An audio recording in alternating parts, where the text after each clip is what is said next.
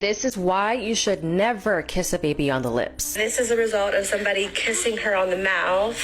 When parents say not to kiss their children, this is one of the reasons. This is a recent photo of 8-year-old Brie Lynn. She was born healthy, but as a baby, she was kissed on the lips by someone who had a cold sore, and her life changed forever. So after this happened, she began having seizures and became extremely sick. And since as a baby, your immune system is not developed, the HSV infection attacked her brain and left her with a severe brain injury. Her mother explains that the left side of her brain is 60% damaged and the right side is 10% damaged. And because of this, Brie Lynn has never been able to walk or talk, and doctors don't even know how long she'll live. There was actually another child in the past who had the same thing happen to them, and they only lived until the age of 7. And here's the thing, many people can argue that they've kissed their baby and nothing like this has ever happened, but this is still very possible, especially if you have a contagious virus in your system. I mean, just to be safe, we should all avoid doing this.